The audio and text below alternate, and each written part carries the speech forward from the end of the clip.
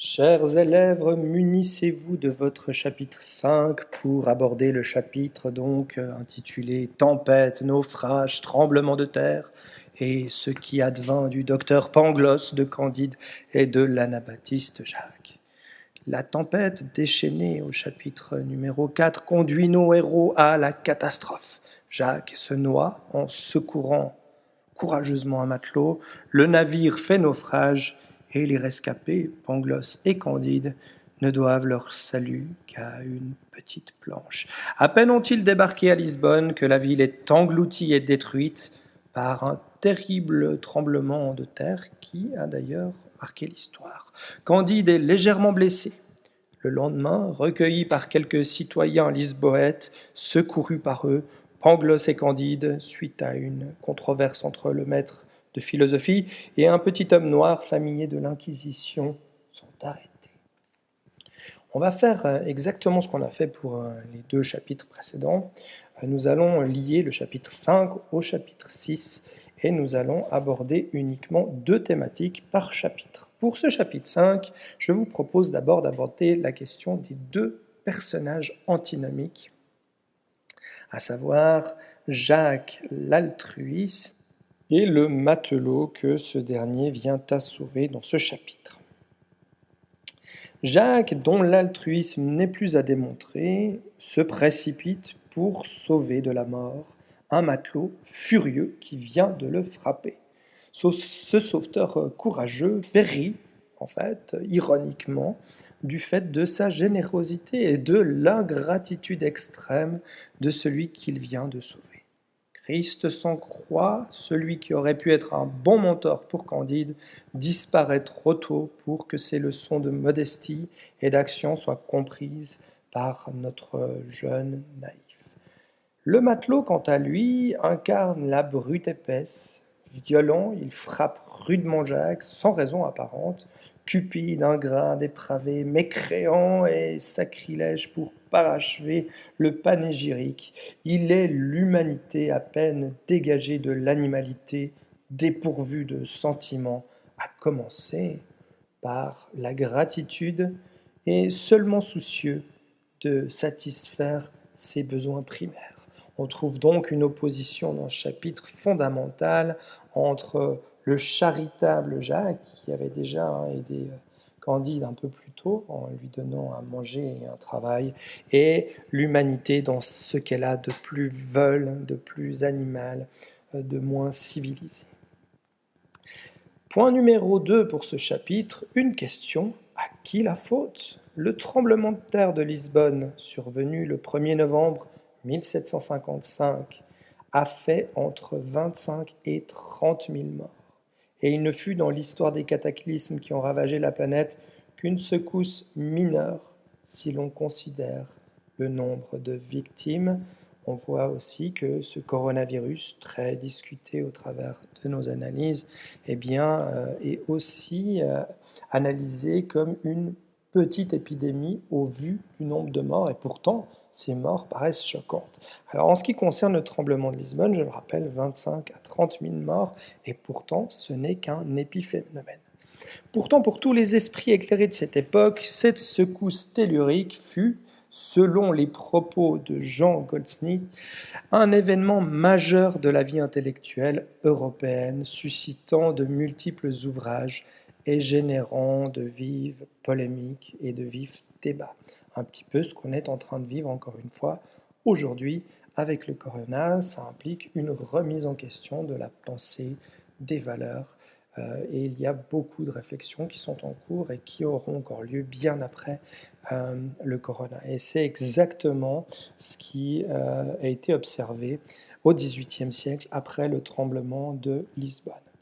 Voltaire va participer à ce débat avec son fameux poème sur le désastre de Lisbonne qu'il publie en mars 1756 et qui vise un double objectif. D'abord, dénoncer l'optimisme qui faisait de cette catastrophe un élément nécessaire de l'économie de la création divine. Non, ne présentez plus à mon cœur agité ces immuables lois de la nécessité, nous dit Voltaire dans ce poème. Évidemment, cette pensée s'oppose à celle de Leibniz dans ses Je recommence, dans ses essais de théodicité en 1710. Voilà ce que nous dit Leibniz. Et par conséquent, toutes les fois qu'une chose nous paraît répréhensible dans les œuvres de Dieu, il faut juger que nous ne les connaissons pas assez et croire qu'un sage qui la comprendrait jugerait qu'on ne peut même souhaiter rien de meilleur. Voilà ce qui fait bondir Voltaire. Voltaire, en plus de dénoncer cet optimisme leibnizien, dénonce le providentialisme, le fait que tout serait déjà écrit, pour qui ces malheurs ne sont que le signe finalement d'une punition divine. Il nous dit dans ce poème, Dieu s'est vengé, leur mort est le prix de leurs crimes. Mais que dire alors de ces victimes innocentes ? Rousseau répliqua avec fougue et conviction à celui qu'il avait un temps considéré comme un maître.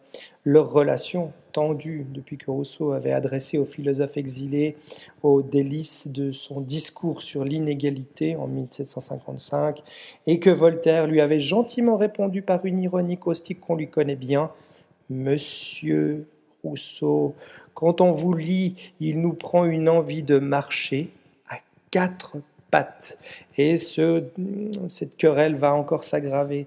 Rousseau attribue en effet la plupart des maux qui nous accablent à l'homme lui-même. Je ne vois pas qu'on puisse chercher la source du mal moral ailleurs dans l'homme libre, perfectionné, partant corrompu. La plupart des maux physiques sont notre ouvrage. C'est ce qu'il écrit dans une lettre adressée à Voltaire le 18 août 1756. Entre la foi inébranlable d'un Jean-Jacques Rousseau et la quête inquiète d'un François-Marie Arouet, dit Voltaire, l'incompatibilité est totale. Rousseau affirmera même dans les Confessions que Candide est une réponse à sa missive. Cela est en partie vrai, notamment en ce qui concerne le chapitre des oreillons, qui est le chapitre 16 que nous analyserons plus tard. Je vous avais dit, nous allons traiter de 2 chapitres ici, et nous entamons directement le chapitre 6 qui s'intitule « Comment on fit un bel auto-da-fé pour empêcher les tremblements de terre et comment Candide fut fessé ». Alors Candide et Pangloss ont été arrêtés et sont emprisonnés en compagnie de 2 Juifs et d'un Basque par l'Inquisition portugaise, pas espagnole, portugaise, dans le but de donner au peuple un bel auto-da-fé et d'empêcher la terre de trembler à nouveau. La cérémonie de l'auto-da-fé a lieu en grande pompe, Candide y est fessé en cadence, le Basque et les 2 Juifs sont brûlés et Pangloss fut pendu, quoique ce ne soit pas la coutume. Juste après la cérémonie, la terre se remet à trembler, malgré tout, avec un fracas épouvantable. Et on pourrait croire ici, ou entendre ici, le rire ironique de Voltaire, qui se moque de ses victimes expiatoires. Candide, désemparé, fut abordé par une vieille femme qui va l'inviter à le suivre. Alors parlons dans ce chapitre déjà d'un thème qui me semble très important, celui de l'Inquisition, à savoir de la chasse aux sorciers et principalement aussi aux sorcières. L'Inquisition, donc, si vous avez eu quelques cours d'histoire, c'est une juridiction religieuse chargée, dès le XIIe siècle, de poursuivre tous ceux qu'on considère comme des hérétiques. Elle va sévir en Italie, chacun se souvient du procès intenté à Galilée, au début du XVIIe siècle, à propos de son opinion concernant le mouvement de la Terre, en France, en Suisse, mais également en Espagne et au Portugal, où, suite à la reconquête achevée en 1492, la Reconquista, elle s'abattit sur essentiellement les musulmans qu'on chassait et déjà les juifs, qu'on considère comme des hérétiques. Selon certains, l'antijudaïsme traditionnel des pères de l'Église contre le peuple déicide, celui qui est à l'origine de la crucifixion du Christ, va se transformer dans ce creuset en antisémitisme moderne, dont le point de paroxysme sera évidemment la Shoah au moment de la Deuxième Guerre mondiale. Quant à l'auto-da-fé, qui était nécessairement précédé d'un procès, d'ailleurs qui est ici occulté volontairement sans doute par Voltaire, C'est une cérémonie d'expiation à valeur exemplaire. Pour Voltaire, comme pour Montesquieu, dans son texte Esprit des lois, qu'il a été écrit en 1748, l'Inquisition est une survivance inadmissible et barbare du Moyen Âge. Voltaire en fait ressortir, par les armes de l'ironie, la cruauté et l'absurdité. Alors cette absurdité, elle apparaît d'abord dans la volonté conjuratoire des sages du pays, bel exemple d'antiphrase d'ailleurs, d'empêcher la terre de trembler. Or, n'importe quel sismologue moderne, voire même amateur, sait finalement qu'une secousse première est toujours suivie de répliques un peu moins fortes et que nul autodafé pourrait empêcher cela. La cruauté, elle, apparaît dans le rite primitif, celui du bouc émissaire, qui consiste à faire endosser la culpabilité collective à un ou à des individus en particulier. Ici, en l'occurrence, à deux juifs, un basque dont la seule faute était d'avoir épousé sa commère, et deux étrangers, deux Allemands, dont le crime abominable était pour l'un d'avoir parlé, pour l'autre d'avoir écouté, avec un air d'approbation. Vous avez reconnu Pangloss et Candide. Barbarie aussi dans les châtiments cruels infligés pour des fautes aussi futiles. On va ajouter que Voltaire n'a rien inventé, puisqu'il y a eu bien à Lisbonne, le 20 juin 1756, un autodafé du même genre. Et ajoutons, dans le sillage de Roland Barthes, qu'il a décrit dans le dernier des écrivains heureux en 1964, que ces manifestations épisodiques et somme toute limitées du fanatisme religieux sont peu de choses par rapport au génocide du XXe siècle dont je parlais tout à l'heure, des fatwas qui menacent encore certains écrivains poursuivis par les intégristes. On parle pour finir à ce chapitre 6 d'un héros en mouvement permanent. Et oui, Candide est ballotté en permanence depuis le premier chapitre jusqu'à chapitre 6, et il en sera de même dans tout le reste du conte, d'un événement à l'autre. Le lecteur n'accède à ces états de conscience qu'en de rares occasions.